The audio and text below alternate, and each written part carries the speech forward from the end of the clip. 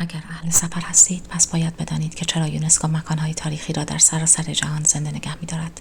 اگر کنجکاو هستید پس باید به میراث مشترکمان اهمیت بدهید. اگر سیاره زمین را دوست دارید پس باید از دانش و فرهنگ جهانی حمایت کنید. یونسکو مکانهای میراث جهانی را در سراسر جهان نامگذاری می‌کند. از آموزش برای همه در جوامع در همه جا حمایت می‌کند. از علم و فرهنگ فراتر از مرزها حمایت می‌کند. این امر به بازسازی جوامع پس از بلایا و احیای میراث کمک می‌کند. این سازمان زبانها و سنت‌های در معرض خطر در سراسر جهان را حفظ می‌کند.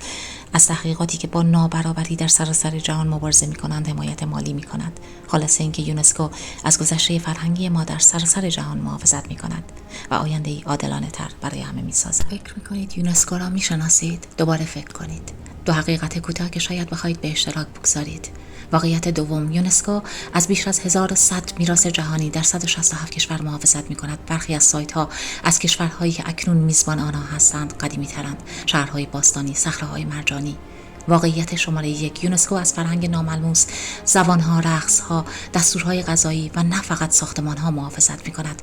بنابراین دفعه بعد که عاشق یک جشنواره یا یک دستور غذای خانگی شدید، می‌تواند میراثی در سطح یونسکو باشد. کشورهایی که بیشترین تعداد مکانهای باستانی را حفظ می‌کنند در صدر این تلاش جهانی قرار دارند.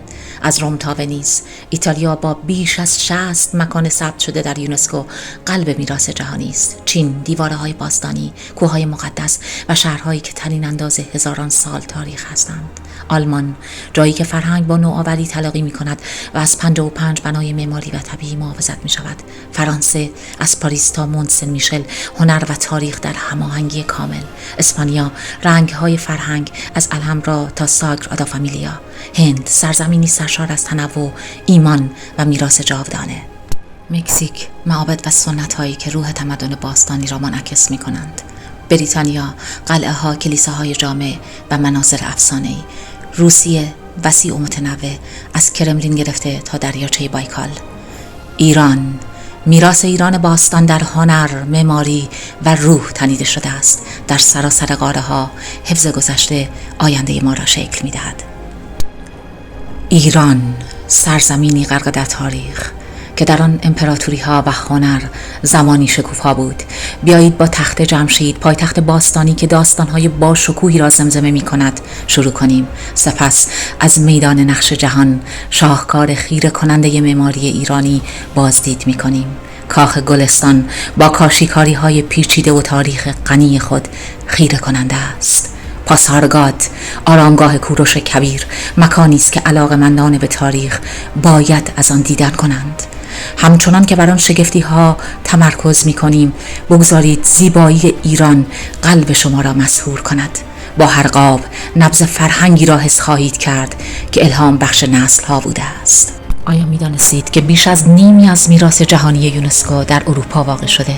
این رقم حیرت انگیز 47% از کل است، اما آسیا را نادیده نگیرید که 24% از این مکان‌های باور نکردنی را در خود جای داده است. کشورهایی مانند ایران، هند و ژاپن از فرهنگ و تاریخ غنی برخوردارند.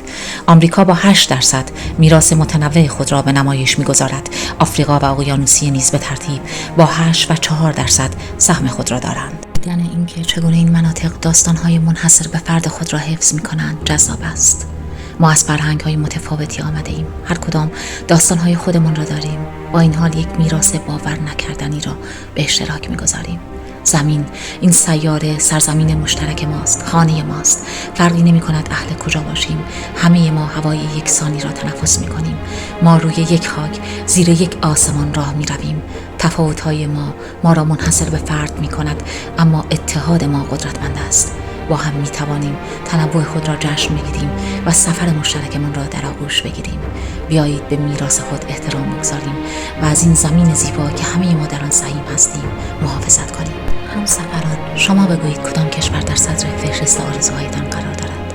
آیا مناظر خیره کننده نیوزلند یا شاید تاریخ غنی ایتالیا؟ مقصد رویای خود را در قسمت نظرات بنویسید. اگر مثل من عاشق سفر هستید فراموش نکنید که دکمه لایک را بزنید. برای پیوستن به من در این ماجراجویی مشترک شوید. بیایید با هم دنیا را کشف کنیم.